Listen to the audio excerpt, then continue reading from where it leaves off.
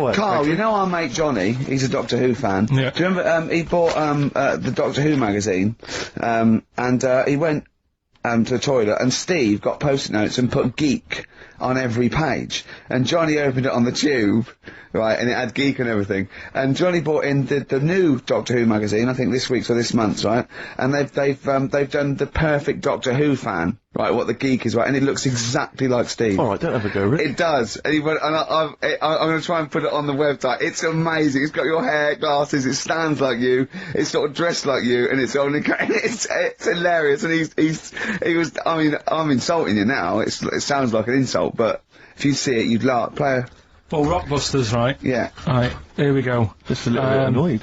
Just, 3 clues. We've lost all the energy in this show, haven't we? Well, I can't get over that insult. I'm just a little... No, we did, though. It just came out, no, I can be honest with you. It came out of left field. I wasn't expecting an insult. No, and, but I think there was a sense of camaraderie on this one. Just email in, ricky.gervais@xfm.co.uk. I'm just annoyed. I can't What are we doing? I'm just reading out the clues. Should we put this, let's put this one in for the Sony Award. Let's put this show in for the Sony Award. Play a song, Carl, because I need to discuss things with him. I've talked before about him Edit it down, get this down to 3 minutes, it'd be a great show. Rockbusters in a minute. XFM.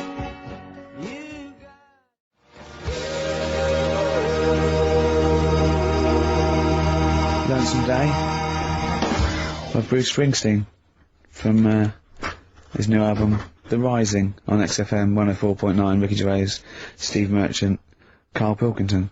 Foreman just phoned in and said to Karl, stick up for yourself, don't listen to that Merchant, he does my head in, he's so arrogant. I don't think I'm arrogant, I think I'm mean. Yeah. I just think I'm sort of objectionable. I don't think it's arrogance. I think it's sort of nastiness. Yeah. I'm just not a very nice person. But believe me, I'm not arrogant, I think I'm pathetic. We've had a lot of emails saying, could you bring back White Van Karl? Oh, yeah. Which is that section of the show where we ask the questions that the Sun asks someone else. Random punters of Karl. But sadly, recently, they've got very politicised and very kind of, basically a little bit depressing. So there's not really anything appropriate. But I have trawled the papers looking for other questions posed in other sections of the Sun. Good idea. I was just looking here at the Dear Deirdre section, which is the sort of problem page. I don't know what your views are on this. I'd love to see Karl. Oh, God, can we get him a job? Just ask, oh my God, that would be amazing. Right? Well, here's one. I'd like to see your view on this, Karl. I'm a happy married 42-year-old woman with 4 kids, yet I've developed a huge crush on pop star Darius Dinesh. Yeah. It sent my hormone levels through the roof, and last night I woke my husband up at 4 AM for sex. We've been married for 20 years and he can't believe his luck. Recently I've been having... I wanna go to I'll stop you there, why are you telling me? Right, carry on, sorry. Recently, I've been having erotic thoughts about Darius morning, noon and night. Yeah. I haven't felt like this since I was a teenager and mad about Donny Osmond. My husband is amazed at the change in me. We had sex twice last night and again this morning. Again? Why are you telling me this? Yeah, go on. He's just boasting. This is not a problem. It's not a problem. What's the problem? No problem, just wanted to tell someone. Thanks very much. I watched Darius on TV last night, and when my husband came home, I dragged him into the kitchen and we made mad passionate love. Right, they did it then, twice last night, once this morning, that's 4 times.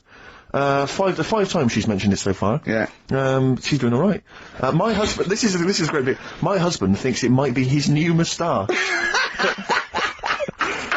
Or that I'm going through the menopause, but I know You were thinking of growing a moustache? I was thinking of changing luck with the ladies? I love the idea that's what he thinks it is. He's telling his mates in the pub. You should go mad for me. The old Tom Selleck. 5 times in the last 24 hours. Hooray for sexy Darius. So, what do you make of that then? What are your views on that? Hold on though, if that bloke is reading that paper, that narrows it down a bit. It's gotta be, yeah. Who else did he know? His wife likes Darius, he's had sex 5 times that night, and he grew a new moustache. He's thinking, I wonder if that's me. Maureen. Yeah, go on. But what's your concern? Because I'll tell you what her problem is. She's worried that, you know, the reason that she's now kind of overly excited and she's having this great sex with her husband is because she's actually fantasizing about someone completely different, younger. She's having these wayward thoughts, isn't she? She's a bit concerned about that. What's your concern? What are your thoughts? I reckon she's going to start shoplifting soon and coming out in hot flushes. Go on. Just, they're both happy, aren't they? He's getting what he wants. She's happy. I'd say, yeah, whatever, get on with it. Do you think that she confess? She wants to be honest with him. I wouldn't, because not that many fellas like Darius. Right. So, if you're sort of thinking, oh, she'd rather have him than me, I don't What do you think Darius would think of this? He'd probably be happy with that. I mean, What would you do if you got loads of phone calls, right, from women going, Carl, whenever you're on the radio, I just have to do it. I just have to do it. Your voice makes me... I'd say, right, well, you know, it's alright. I'd be happy with that. Would you? Yeah. I mean, just in case anyone is doing that. What would you do to sort of like egg them on a little bit to help them out? What do you think? What sexy things would you say? What do you think is your quality? What do you think people would find, you know, pretty horny about you? Is it your sort of mank wine? Do you think that? Just say this, London's shit, isn't it? I'd say that, but you know, London, it's not that good, is it? Like I think you've done it there. So that's say something quite sort of sexy though. Say something like, you know, well, I love to love you. Say something sexy. Say that. No, say something sexy. Susan says to me, you know, do you love me? I go, yeah, you're all right.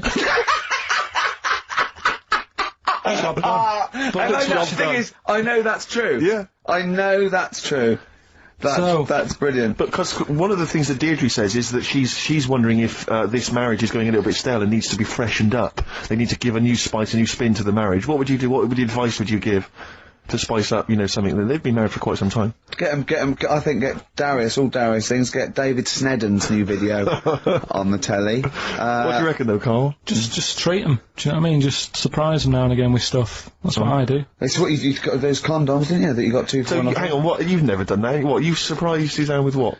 You know, I've like, You stood behind a door and shouted at her if she comes in. Don't drop the jelly!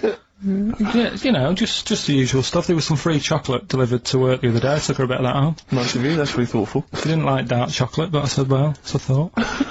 So, I had it. But, you know you often benefit from any gift that you give her. The chocolate, the meal, the condoms. There's always something in it for you. Yeah, there is. I love the idea. She's got bored with a Christmas present now, though. What, the condoms? Yeah. Or the food that she ate. Oh, the condoms. Right.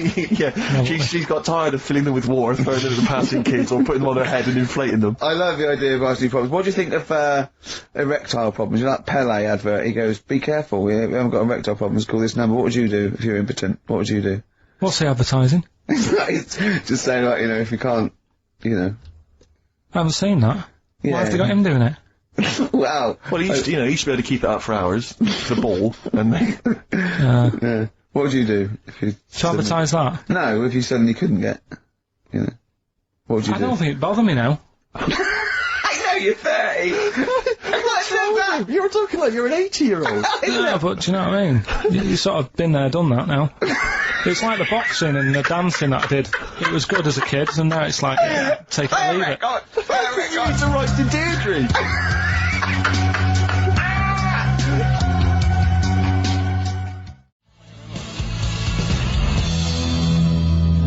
Supergrass, Seen the Light, XFM 104.9. We're a little bit worried.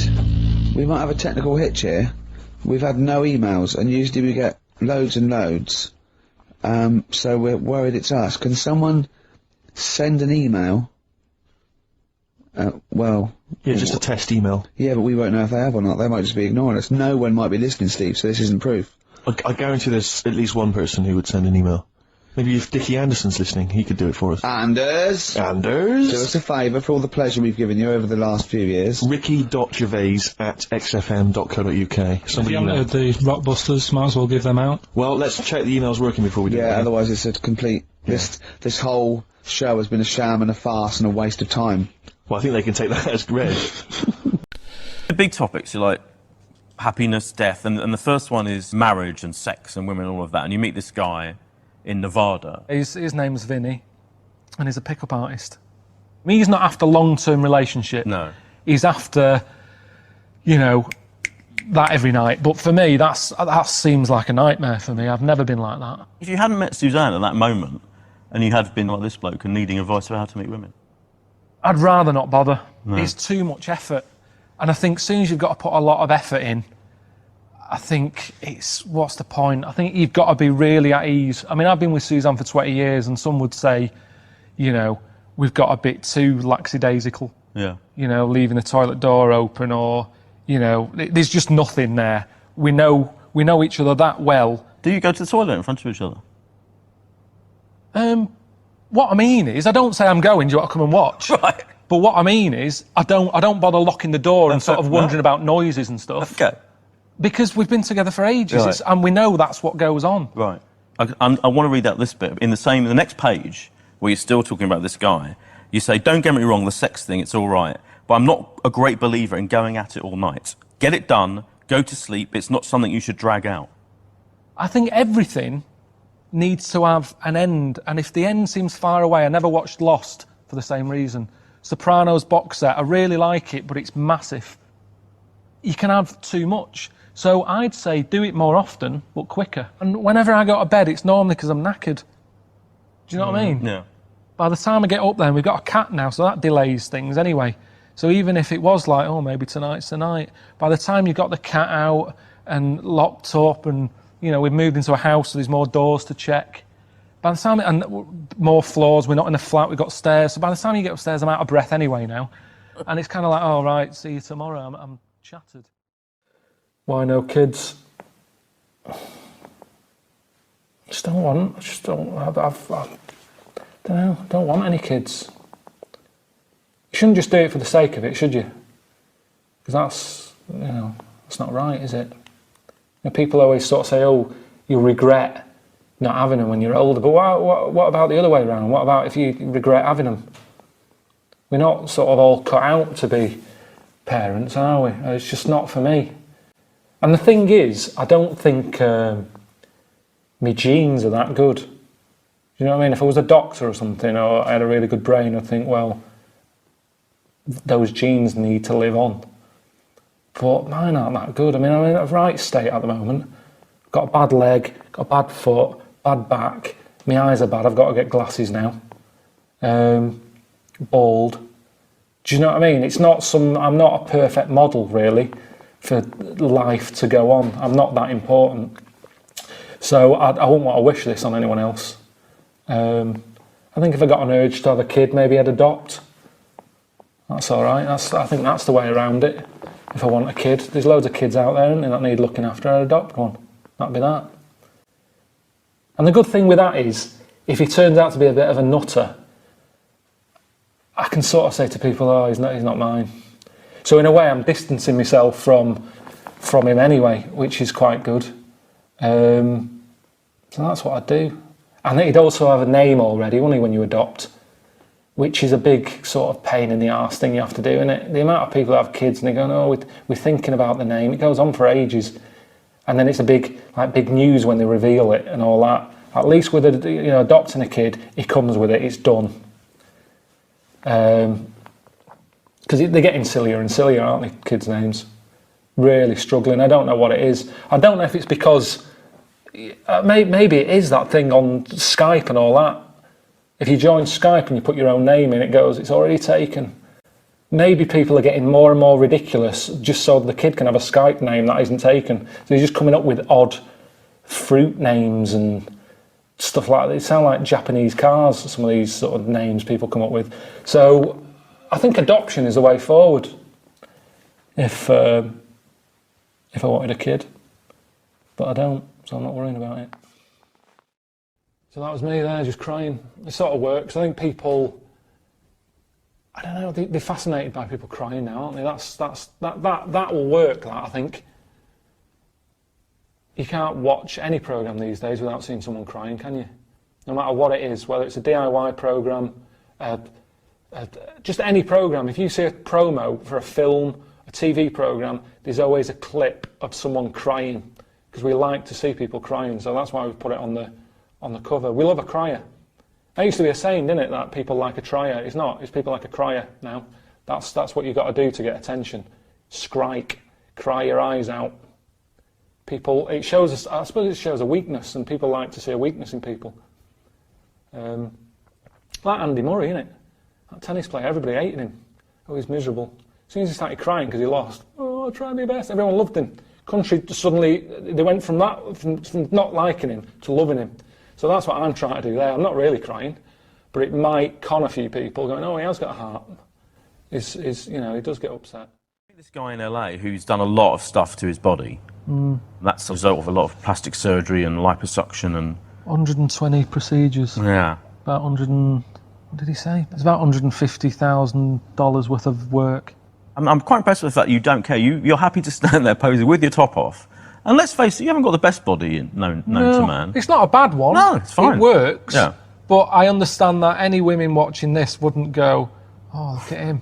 But that's the reality, isn't it? That's what most people look like. Yeah, absolutely, yeah. So I don't know what's happened where they think that's normal on the left. All them bits, they're all implants he's got. The bits in his pecs, on the back of his arms, he's had stuff put in there. Yeah. And I was like, that can't be comfy. No. Have you sort of laid on Brighton Beach? Yeah.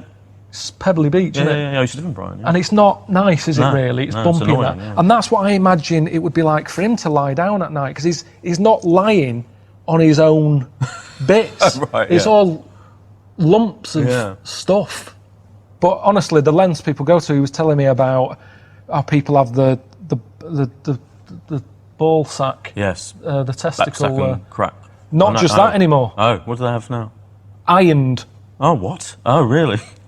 They have the things ironed because of the creases. Oh, God. They don't want creases in it. It's just like, what? I mean, So they want a smooth ball sack.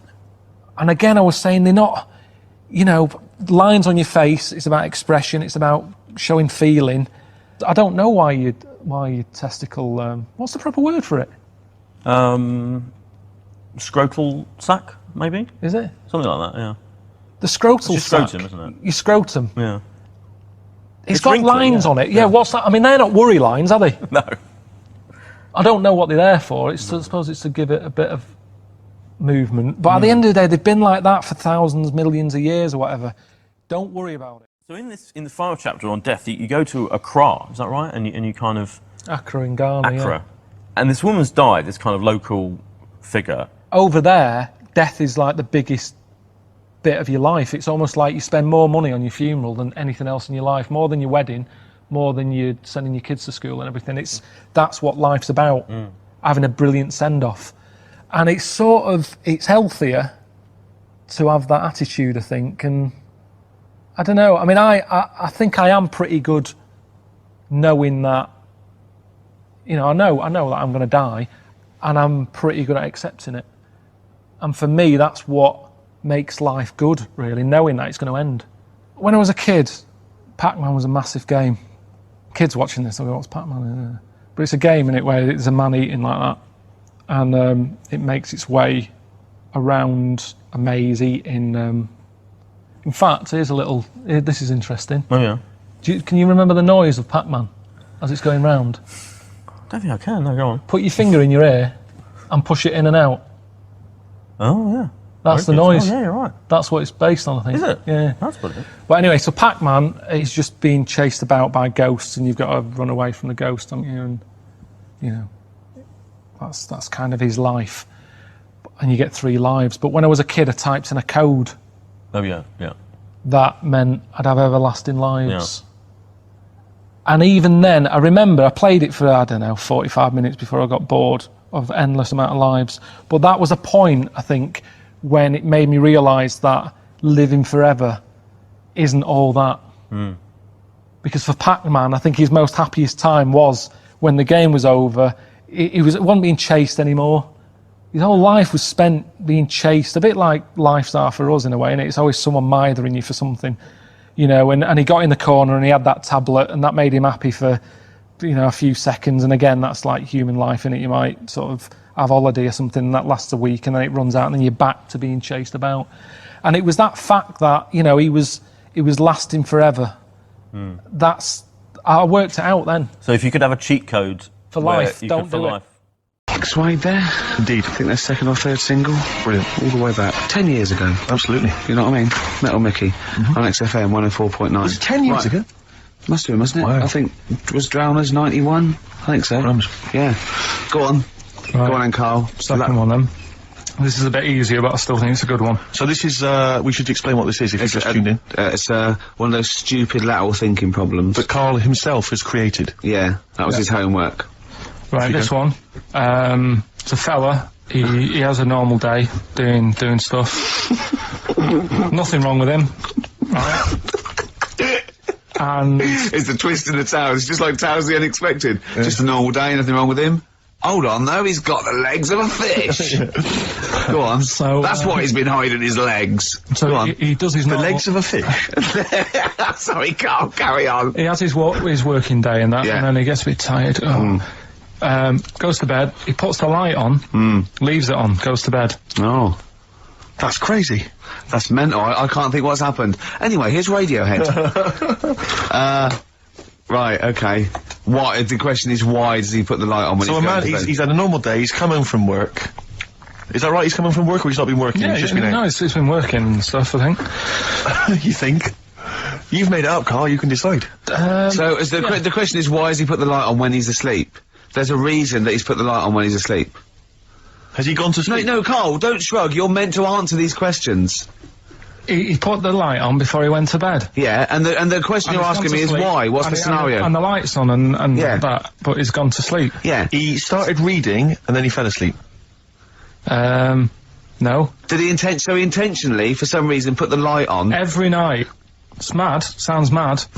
That's Carl, doesn't it? Every night he does it. Yeah. He puts the light on when he goes to light on sleep. it. Goes to bed. Carl, is the point of this, he puts the light on for a very good reason.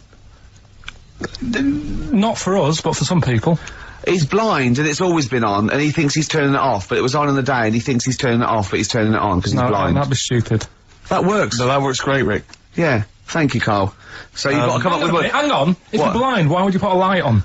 No, he thinks it's off. Yeah. But why would he turn it on anyway? Just think so he doesn't get burgled, so people know he's in, because he can't see him, so he just, he puts the light on when he's there, then he turns the light off when he goes to bed, so people think it's fine. But he's got it out of kilter, and actually he's walking around in the dark all day. I don't believe that if you're blind, you turn your light on. I don't think you'd be living on your own, would you? I'm not having that for a Do second. blind people live on their own? For a second. Oh, some people do. Lonely blind people live on their own. No, if you got bad eyes. Any of them women? Are there any blind women who are living on their own, Rick? No, I mean, if you know of some blind women. Oh wait, living on their own. 700, 800, 1, 2, 3, 4. We've gone through this. If you are a blind woman with no standards and you don't care annoying voices and smell, Yeah. then get in touch with you. Yeah, I mean, know- you've got to be within the ages of, say, 25 to 65. You know, Right. well, call it 75. You fussy all of a sudden. I know. Yeah, go on. If you were blind, would you live in London? Because someone said yesterday there was one struggling outside in Leicester Square, and I don't understand. If you were, I mean, you know, That might have been a tourist. but why come to London if you're blind? It's the worst place in the world to come if you're blind. They are the sights. To hear the sights. It's a bit mad, isn't it? They have they do the same job. They have tourist needs like anyone else. Yeah. No, but it sort of stinks, and you'd go away going, "Oh, it's not that good." I just thought I thought it was a bit weird. Well, never mind your concern for the partially sighted or sight impaired people coming to London. Get on with this. Yeah. So there he is. Yeah. It's like, oh, a bit tired. Yeah. Just put the light on. Get to bed. Yeah. So he turns the light on and he goes to bed. Yeah. Oh. Should we play a track? He's not sleeping on the job. He's a lighthouse keeper. Well done. Is he a lighthouse That's not keeper? it, Carl. He's a lighthouse keeper. Right. Why wasn't the light on all the time? He's light in the day. You idiot. Play a record. What? Play a record. You're a buffoon. No, actually, the light isn't on in the day, is it? No, Rick? it's not. I think you're the buffoon. Yeah. Carl has won! 100 Reasons and Silver on XFM 104.9. I love the fact that Carl went a little bit mental then. So happy that he thinks that a lighthouse keeper pops the light on at the same time every... Are you telling me it was never foggy? Everyone has a routine in the job. And why was he going home from work knackered? What had he been doing all day? He never said he went home knackered. He did. He said he went home. He's just done a day's work. He said he went home knackered and puts the light on and goes to sleep. That's what he said. Yeah, but he's maybe a part-time lighthouse keeper. Oh, what does he do? Works in the library, does he, as well? No, listen, Rick, Hang on. look, I'm really with Carl here. What? He definitely got you. He stitched Anyway, I you got up it right right. and proper. Anyway, I got it yeah, right. but then you embarrass yourself by He's saying that... stupid. But He's stupid. You would never put What's a the next lighthouse light on during the day. What's the next And he'd one? been painting it that day. Oh, had he? Extra shattered. Right, okay. The next one, last one. This. Yeah. Lateral thinking. Lateral thinking. And you've written this yourself? You've had no help from anyone? No, I've come up with these on my own. Okay. Right, last one. Yeah. This bloke. There's always this bloke. Yeah. This bloke. He's got a brother that he's never met. Right, they got separated at birth. Right. You know. Anyway, he gets a letter in the post. Yeah. He says, "Oh, I tracked you down. Yeah. Meet me at the airport." Yeah. Okay. As soon as he gets to the airport, Yeah. he goes, "There he is," and he goes walking over. How did he know that was his brother? He'd never seen a They were picture. twins. They look exactly the same. They were born the same day. No, Steve's got it. Yeah. That's what I mean. So he knew they were born the same day, so he knew they were twins, yeah. I didn't say they were born on the same day, did I? No, I'm just reiterating. They would be, though, if they looked Yeah. identical. Yeah. Sorry about that when we've got you there, Carl, mate. Yeah. You're quite upset about that. That was 1 out of 3, though. That's What not about bad. this then? Do you know that when two brothers born on the same day of the same mother and the same father, but they weren't twins? Why? Say that one again. Two brothers Yeah. are born on the same day of the same mother and father, but they weren't twins. Why not?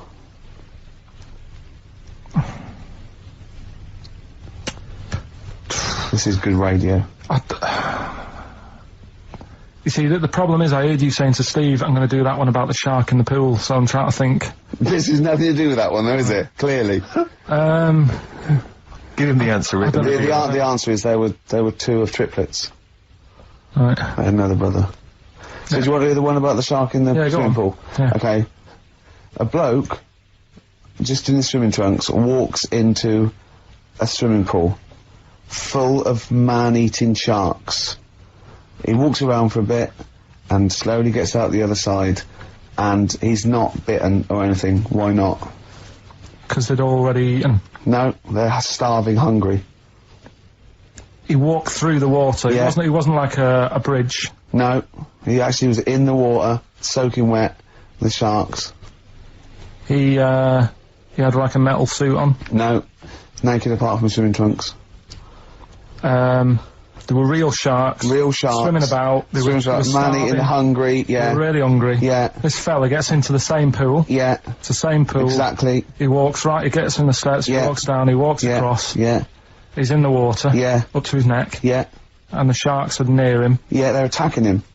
They're attacking him. They're actually attacking him. But he still gets out. Okay. Yeah, walks out the other side. And hasn't got a mark on him. I don't know. Go on, Rick, what's the answer? Yeah, I was lying about the sharks. There weren't any sharks I there. was lying about the sharks, completely lying, just made it up. Just an empty pool. That's just stupid. That's our point! They're rubbish. Oh dear. Oh.